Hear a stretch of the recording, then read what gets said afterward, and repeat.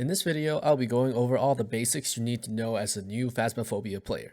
Phasmophobia is a co-op ghost hunter game. You'll work in a team of 4 to gather evidence about paranormal activities while trying not to die. When you first launch the game, you'll be placed in the garage, and on the whiteboard, you can choose to make a public or a private lobby if you have friends to play with. When playing with friends, make sure all of you are playing on the same server or else you'll get disconnected from the game client randomly. The item store lets you buy equipments for the job, but you'll need money for that. To make money, you can complete daily challenges or by completing objectives on the job. When you spawn in the truck, there will be a whiteboard that gives you your objectives and the ghost name and how it interacts. To the right of it, the TV monitor gives you the house layout, and if you click on the white square button, it changes the floor plan you're on. The team sanity meter shows how crazy everyone is going. The lower your sanity, the more activity you're likely to see from the ghost. And if your sanity hits 0, you will be hunted more frequently. Sound sensors allow you to see sound activity whenever you place the sound sensor down.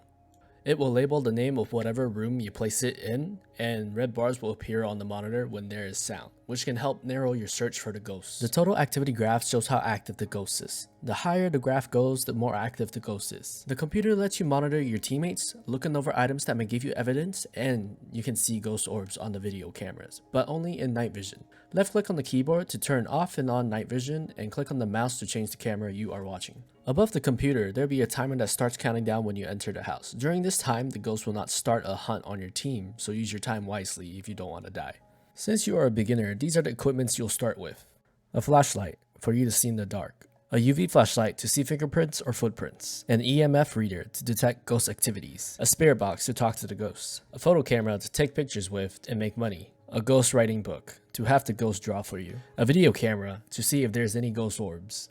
I recommend the flashlight, EMF reader, and whatever you want for your third item slot on your first entry. You can cycle through your items by pressing Q or scrolling your mouse wheel. You can also use your flashlight by pressing T when you have another object in your hand. Let's start the investigation. Grab the key on the desk and click on the keypad at the end of the truck to open the door. When you're investigating, run through the house with an EMF reader and try to get some activity from the ghosts. When you find your first evidence, use your journal by pressing J and fill in what evidence you found. This will help you narrow down the ghost that it could be. Now let's talk about the hunt. Whenever the activity level reaches 10, the ghost will begin hunting. The front door will be closed and locked, so you won't be able to leave the house. You will know the hunt is starting when your flashlight starts to flicker. When it starts to flicker, go into the nearest room, closet, or locker and hide. Then turn off your flashlight and stop talking. He's walking into the room. He's killing me. He's gonna kill me. You can check if the hunt is over by turning on your flashlight for a brief moment or by using your walkie-talkie, because you only hear static noises from it if the hunt is still ongoing. There has also been occasion where the ghost doesn't attack when it hits level 10 activity, though that might just be a bug.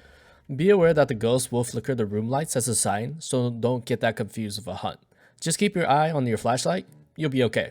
Oh, and by the way, if your sanity hits 0, you will be hunted more often. The only way you can raise your sanity is to take some sanity pill that you unlock later on. Before we end the video, here are some of my tips for you guys. Number 1, the thermometer. I believe the first item you should buy from the store is a thermometer because it is more consistent at fighting the ghost than the EMF reader, and it will appear as an objective occasionally. Number 2, knowing when to pull out. When you run a job, your main mission is to find out what ghost you're dealing with.